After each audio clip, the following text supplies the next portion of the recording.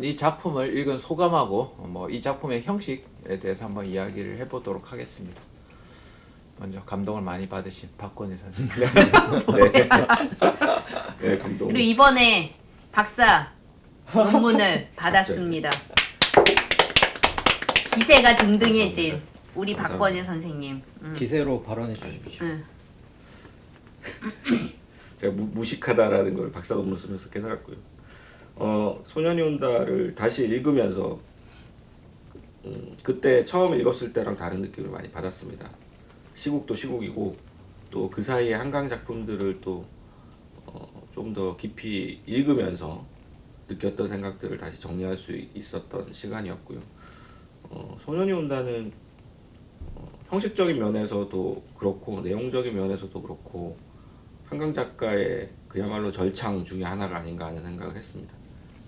특히 이제 형식은 이 5.18 광주항쟁 당시의 희생자들 유령의 목소리도 나오고요, 생존자의 목소리도 나오고 또 그를 지켜보는 주변인들의 목소리들도 나오는데 그 현장을 경험했던 사람들의 목소리 하나하나가 다 글자 그대로 살아서 꿈틀거리는 느낌으로 다가오고 또 지역의 방언이라든가 그때 지역의 상황들이 작가가 굉장히 많은 취재를 했구나, 많은 공부를 했구나 하는 생각이 들 정도로 굉장히 디테일하고 또 깊이가 있다라는 생각을 많이 했습니다. 그리고 이 소년이 온다 같은 경우에는 어쩔 수 없이 제가 이제 제주 4.3과 자꾸 비교를 하게 되는데 광주항쟁이 어떤 미중들의 저항의 차원도 있었잖아요. 물론 군부의 학살이라는 측면이 가장 이제 부각되고는 있지만 이 소년이 온다에서 부각되고 있는 또 장면 중에 하나는 도청에서 마지막까지 최후의 항전을 했던 시민군의 상황인데 그 저항의 공동체, 뭐 거슬러 올라가면 서욱의 파리꼬민까지 올라가는 그런 저항의 공동체라는 측면에서도 그 공동체적인 돌봄이랄까요? 그런 부분들을 잘 드러낸 것 같습니다.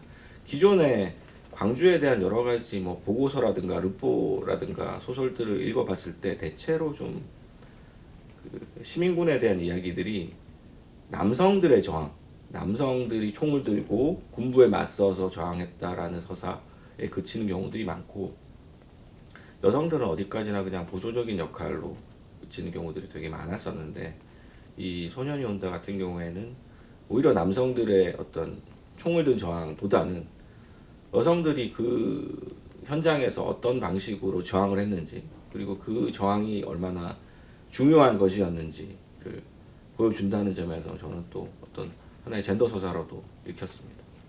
그래서 그런 부분들이 좀 와닿았고요. 구체적인 내용들은 좀 뭐 이따가 얘기할 수 있을 기회가 있을지 모르겠는데 저는 가장 이제 개인적으로 와닿았던 챕터가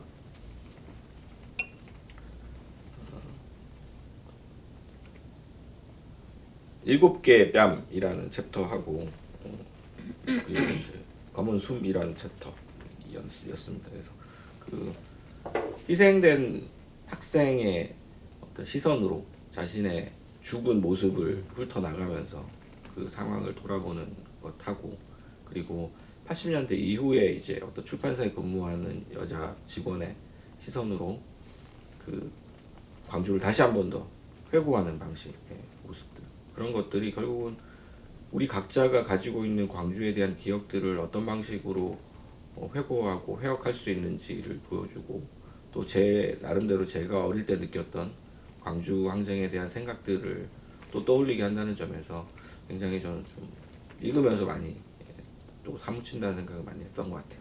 네. 여기까지 하겠습니다. 네, 심지경 선생님. 저는 아무래도 이 소설의 형식적 특징이라고 하면 2인칭일 수밖에 없잖아요. 여기서 첫 번째 챕터에서 이제 어쨌든 그 2인칭에서 그 2인칭이 지칭하는 너는 사실 동호라는 아이거든요.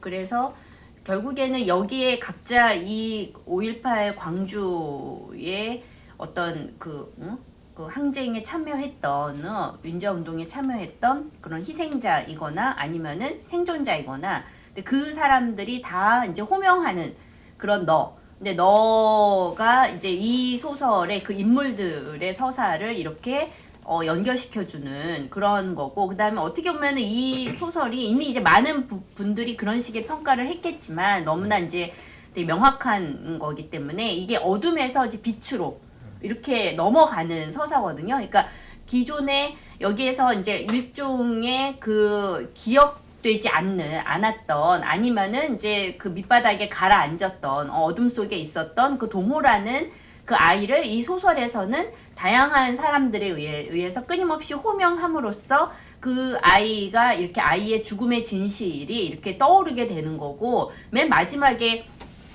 사실 저는 이게 처음에 이 소설 읽었을 때 작가가 이제 그 등장하는 이제 한강 작가일 것이 분명한 그런 이 작가가 등장하는 이 마지막 에필로그 부분이 약간 사족처럼 느껴졌거든요. 그래서 또 병이 도지셨나? 약간 뭐 그런 느낌?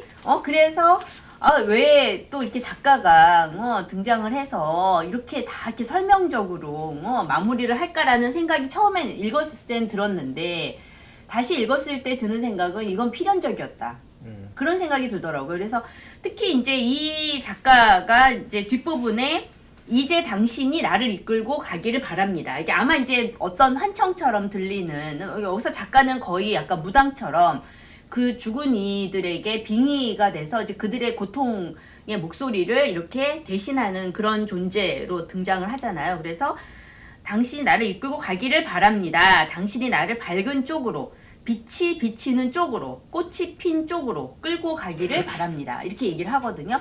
그러니까는 그동안 어떻게 보면 이 동호라는 이 어둠에 묻혀있던 이 아이의 죽음의 진실을 살아있거나 아니면은 죽은 자의 목소리를 통해서 이제 이렇게 이제 떠올리게 되고, 그리고 사실 그것은 우리가 광주에 대해서 많은 이제 뭐 지금까지 광주를 폄훼하는 그런 여러 가지 목소리들이 있었잖아요. 대중이라고는 하긴 어렵지만 특히 일베식의 그런 광주를 모욕하는 그런 식의 얘기들이 이제 막 떠돌았잖아요. 그러니까 처음에는 북한군 개입설부터 무슨 시민군 폭동설 뭐 이런 거 하다가 이제 그게 또 2010년대 한 중반부터는 무슨 이제 5.18 유공자 금수저설이 또 떠돌았어요. 그래서 이 5.18 유공자들이 무슨 대기업에 취업을 하거나 그 다음에 이제 공무원 시험 보거나 할 때 다 혜택을 받는다, 얘네들이. 그게 대학가랑 이제 그 고시원가에 그 소문이 쫙 퍼진 적이 한 번 있고, 그게 뉴스로 이제 신문에 보도가 된 적도 있거든요. 근데 사실 그게 다 사실 무근이고 그렇지 않다는 거죠.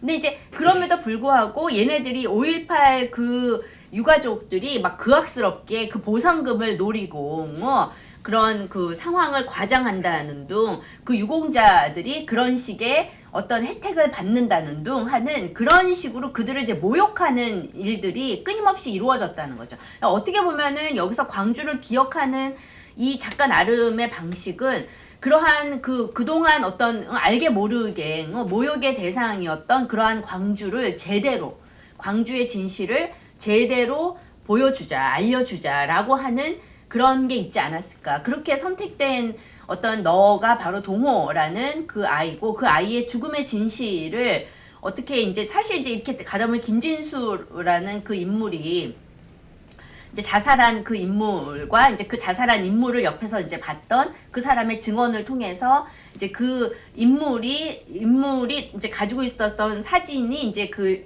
계엄군의 그 총에 맞아서 이렇게 옆으로 누인 것처럼 이렇게 쓰러진 그 시체 사진을 얘가 가지고 있었던 거 아니에요. 이제 그걸 통해서 또 밝혀지기도 하고, 아무튼 이제 그런 정황들에 대해서 이 죽은 동호를 이제 너라고 지칭하면서, 그러면서 그 어둠의 그 광주를 빛의 광주로 이렇게 옮겨가는 그 과정을 보여주고 있는 게 아닌가, 이 소설이. 그런 점에서 2인칭 이 사용이라고 하는 게 굉장히 탁월했다. 솔직히 그런 생각이 듭니다. 네. 박인선 네, 저는 앞서 뭐 배상민 작가도 잠깐 언급을 했지만 어떻게 보면 이거는 역사적 사건에 대한 기록 문학적인 성격을 다소간 가지고 있단 말이에요. 근데 그럼에도 불구하고 이것을 픽션의 형태로 소설로서 가공을 하는 선택을 한 거죠, 한강 작가가. 그러니까 우리가 사실은 어떻게 보면은 뭐 도미닉 라카프라 뭐 이런 사람들이 소설적으로 혹은 문학적으로 시도되는 뭐 역사적 트라우마 서술하기와 관련된 이런 것들의 연구 전략 같은 것들을 볼 때도 사실은 트라우마에 대한 서술이라고 하는 것들은 굉장히 좀 다양한 경로를 선택할 수 있고, 그러한 것들이 이제 어떻게 보면 영화에 우리가 단순히 알고 있는 미학성 같은 것들을 배신하면서 좀 갱신되는 문학성이라는 걸 보여주는 게 분명히 있다고 생각을 하거든요. 올해도 사실 굉장히 좀 그런 작품들, 좀 주목받았던 작품들이 있었는데, 존 오브 인터레스트 같은 영화 같은 경우에는 뭐 아우슈비츠 수용소 그 관리소장의 집만 보여주는 거죠, 쉽게 이야기하면. 그래서 아우슈비츠 바로 옆에, 수용소 옆에 그게 이제 위치를 해 있는데, 아우슈비츠 그 벽 하나 너머로 넘어가면은 그곳에서 어떻게 보면은 유대인들에 대한 학살이 이루어지고 있는 현장을 결코 보여주지 않고 소리로만 그것을 건너듣게 만들어주는 방식 같은 것들이 대표적으로 어떻게 보면은 이 트라우마 서술하기라고 하는 것들을 영화적으로 수행할 수 있는 한 가지 대표적인 사례였다라는 생각이 들어요. 근데 저는 이제 한강 작가 같은 경우에는 이 소년이 온다라고 하는 작품에서 방금 말씀해 주셨던 것처럼 너라는 2인칭, 그러니까 그 이미 혼이 된 존재에 대한 호명, 근데 이런 것들은 굉장히 기본적으로 좀 샤머니즘적인 것들을 깔고 있단 말이에요. 소설가라가 어떻게 보면은 역사적 샤머니즘을 자임하는 거죠. 그렇게 함으로써 단순한 어떻게 보면 기록 문학, 뭐 누군가의 목소리를 듣고 증언이라고 하는 것들을 엮어가지고 조금 더 객관화된 방식으로 전달할 수 있는 수단이 아니라, 어떻게 보면 이 샤먼으로서의 작가가 다양한 목소리들을 품어서 그러한 것들이 이제 공동의 방식으로 좀 배치할 수 있는, 그러니까 어떻게 하면 이 목소리들을 조금 더 이 내가 그 무당이 마치 뭐라고 해야 될까요? 뭐 그걸 굿이라고 해야 될지 뭐라고 해야 될지 정확하게 모르겠지만, 이런 것들을 막 신이 들려서 풀어내는 방식으로 뭐 강신, 빙의 뭐 이런 방식의 언어로서 풀어내기 위한 형식적인 고민들을 했다라는 것이 저에게는 아무튼 가장 좀 주목할 만한 형식적인 방법인 것 같고, 그 중에서도 뭐 아까 박권 선생님 말씀해 주셨던 것처럼 저한테도 가장 좀 인상적이었던 챕터가 그래서 좀 검은 숨이라는, 그러니까 여기에서 이제 그 동호가 아니라 동호의 친구, 그러니까 정대. 동호가 사실 정대. 찾아 나서야만 했던 이 정대라는 친구가 이미 죽어 있는 유령의 시선으로 자기 자신의 시체, 눈 감을 수 없는 자기 자신의 시체와 거기에서 썩어가고 있는 그 상황들, 동시에 이제 병사들이 거기에 이제 불을 붙여서 타오르기까지의 과정들을 정말 동시적인 시선으로 적잖아요. 실시간에 어떻게 보면 시간적 흐름처럼 적는데, 이것이 어떻게 보면 회고가 될 수밖에 없는 과거의 역사적인 기록에 대한 어떻게 보면 우리의 회고, 회상, 뭐 기록으로서의 언어라고 하는 것들을 좀 초월할 수 있게 해주는 죽은 자의 시선으로서의 직접적인 언어라고 하는 점에서 확실히 좀 눈길을 끄는 바가 있고, 그러한 것들이 이제 여러 목소리들의 중첩된 방식, 그리고 시간성이라고 하는 거를 여러 방식으로 이제 교차시킴으로써 이것이 결코 과거의 기억으로 끝나는 것이 아니라 동시대적으로 우리에게 유지되어 갈 수밖에 없는 비극이다. 트라우마라고 하는 것은 해결되는 것이 아니라 지속되는 것이다. 라는 것들을 좀 형식적으로 구현해내기 위해서 굉장히 좀 노력을 많이 한 그런 형태의 작품이다. 라고 일단 저는 그 지점에서 긍정적으로 판단을 했습니다. 저는 이거 읽으면서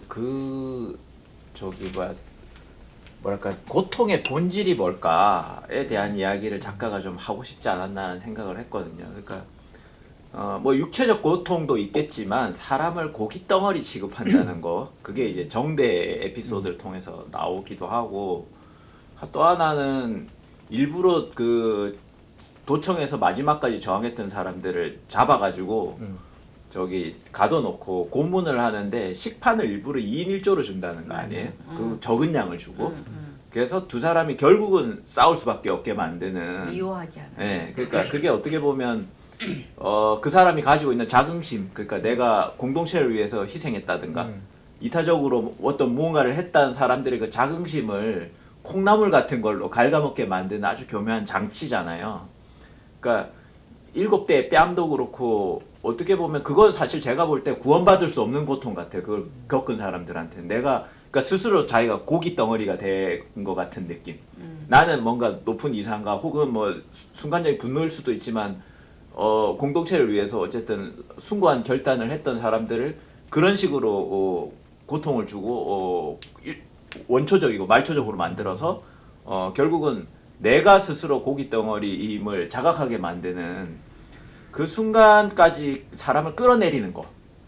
그게 쭉 서술돼 있는 것 같더라고요. 7대의 뺨도 그렇고 그 김진수의 에피소드도 그렇고 그 결국은 동호인가요? 동호. 동호의 그 형들끼리 또 싸우게 만들고 하는 것들이 그게 진짜의 진정한 상흔이 아닌가를 이 책이 고발하고 있다는 저는 느낌도 많이 받았어요. 그러니까 진짜 우리가 이 5.18에 대해서 역사적으로 입었던 우리의 진짜 상처는 물론 그때 당시에 시민군들의 저항도 있었지만 그 뒤에 이어졌던 그 우리 자신에 대한 비하와 모멸, 입으로 드러낼 수 없었던 그런 것들, 그런 것들이 또 한편으로는 크게 상처로 남아 있지 않았을까.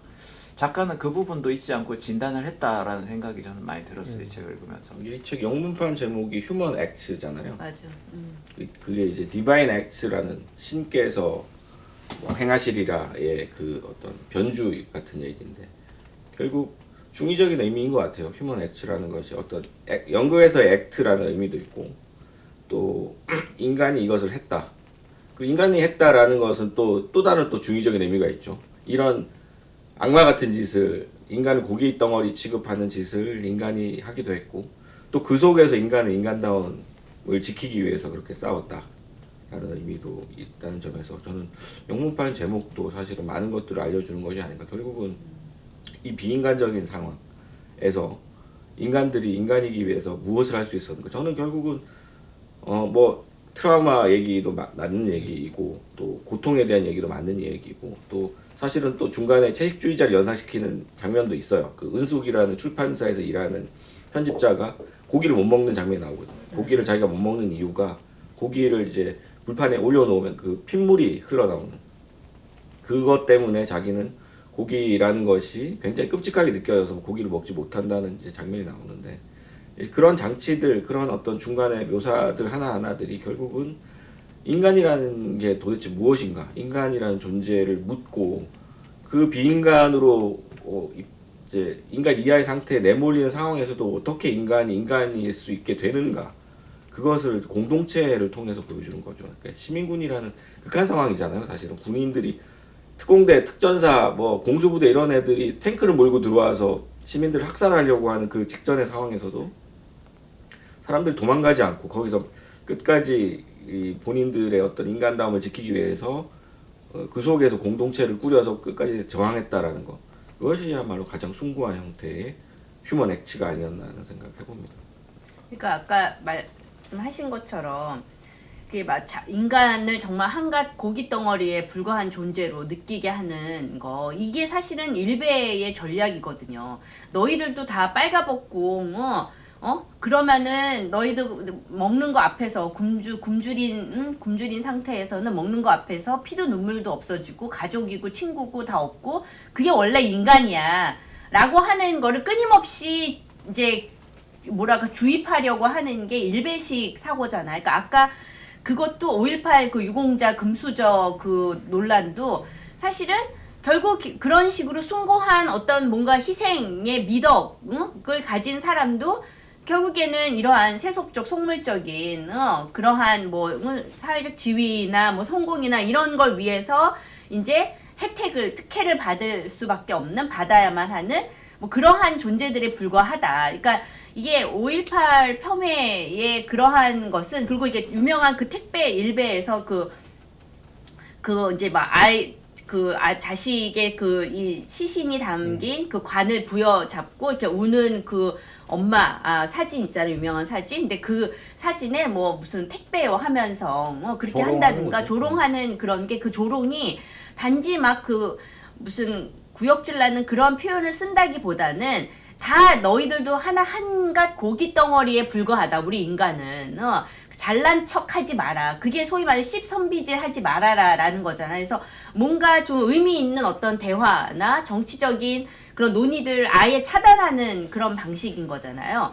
그러니까는 그런 방식으로 인간을 이제 고기 덩어리로 만든다는 거. 근데 그럼에도 불구하고 지금 말씀하신 것처럼 시민군도 있었지만 또 맨 뒤에 이제 이 작가가 이제 그 부록 자기 이제 에필로그처럼 이렇게 에필로그처럼 덧붙인 데는 거기에 어떤 막 그렇게 정말 인간 취급을 하지 않는 그런 끔찍한 군인도 있었지만 계엄군도 있었지만 일부러 총을 쏘라면 약간 위로 쏘고 그 다음에 다친 시민군을 병원에 옮겨준 군인들도 있었고 그렇다는 거죠. 그러니까 요번에 한강이 그거를 이제 그 계엄 사태를 이제 뉴스를 보면서 자기는 군인들한테 너무 감동받았다. 뭐 이런 얘기를 하거든요.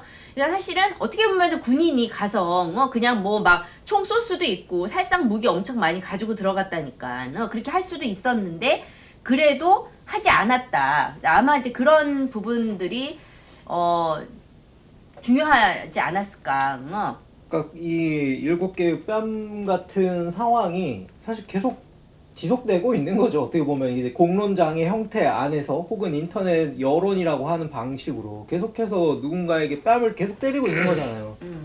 이래도 너가 뭐 대단한 존재인 것 같아? 뭐 이런 식으로 뺨을 때리는 거고, 그게 이제 세월호 때도 정확하게 반복이 되죠. 그 희생자들을 어묵에 비유를 하면서 그런 방식으로 사람은 고기 덩어리다.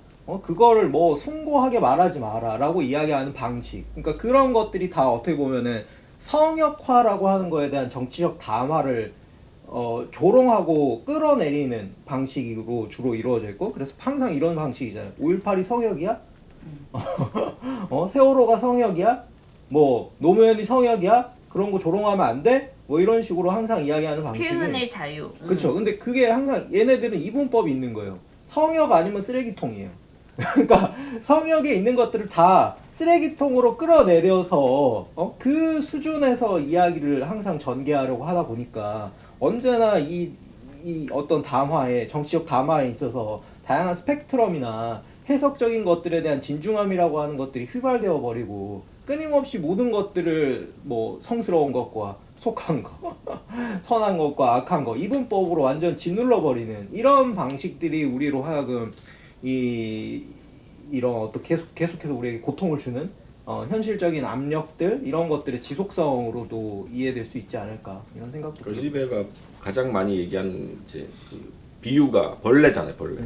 모든 것들 다 벌레로 취급하는 충이라고 하는 그 비유가 사실은 인간 이하의 존재로 상대방을 지칭함으로써, 호명함으로써 사실은 죽여도 되는 존재라고 보여지게 만드는 어떤 전략이고, 사실은 이게 뭐 일베뿐만이 아니라 인종 청소 같은 일들이 일어났던 모든 곳에서 나타났던 거예요. 그러니까 상대방은 우리와 같은 사람들이 아니고 같은 종류의 인간이 아니니까 죽여도 된다.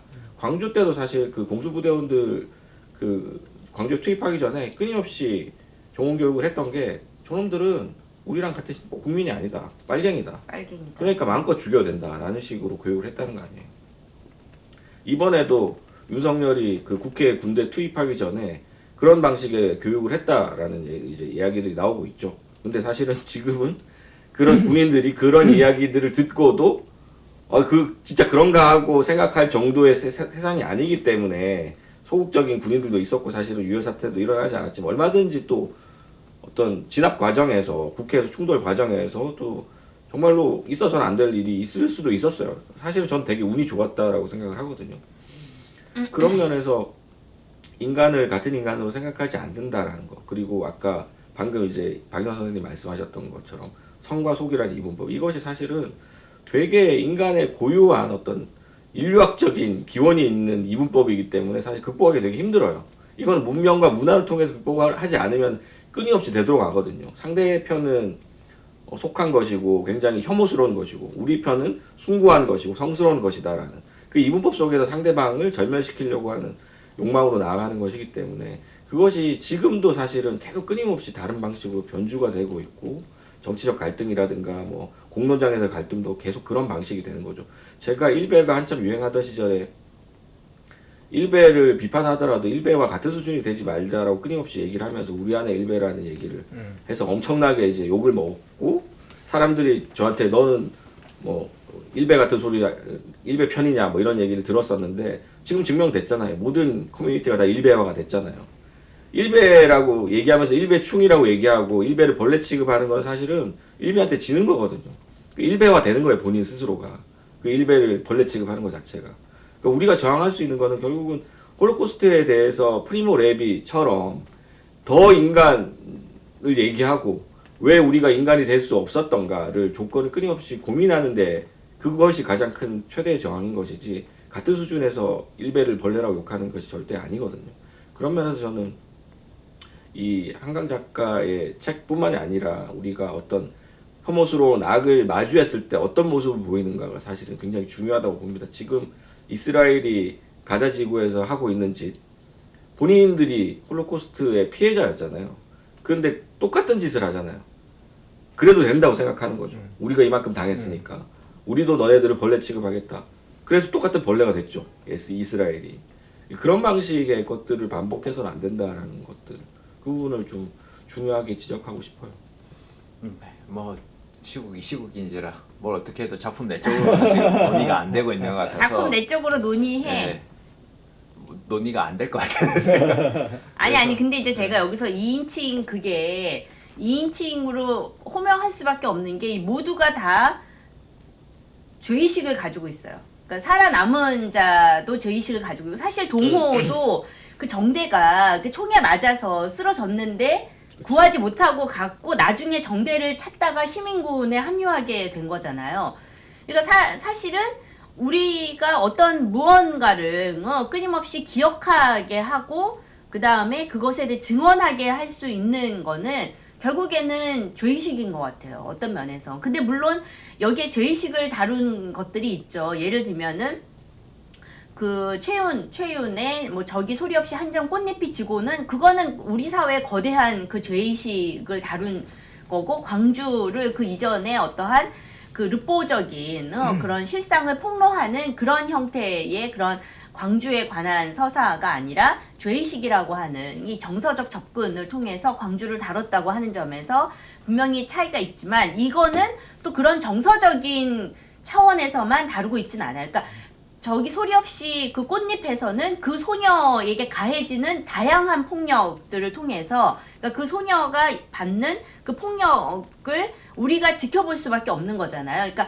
피해자로서만 구성되고 있다면 그리고 그 피해자의 피해가 크면 클수록 우리의 죄의식은 더 커지는 그러한 식의 일종의 어떤 함수 관계 속에서 죄의식이 다뤄지고 있다면 사실 여기에서의 그 죄의식은 어떻게 보면은 증언의 그 기록과 결합이 되면서 좀 다른 양상으로 나타나고 있는 것 같아요. 그래서 네.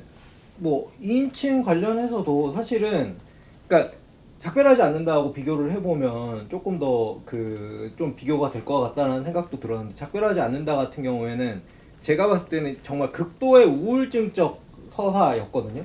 그러니까 말 그대로 작별할 수 없음이라고 하는 것들이 자꾸 이제 선언되는 방식으로 이 상황이 종결될 수도 없고 해결되지도 않은 문제들에 대하여 작가로서의 자의식이 과거의 어떠한 이 상실되는 순간을 착 가서 완전히 일치되는 것 같은 그런 감각. 그게 어떻게 보면 이제 크리스테바적인 의미에서 굉장히 우울증적 서술이잖아요. 근데 저는 오히려 여기서 이제 2인칭으로 계속해서 너를 부른다는 거.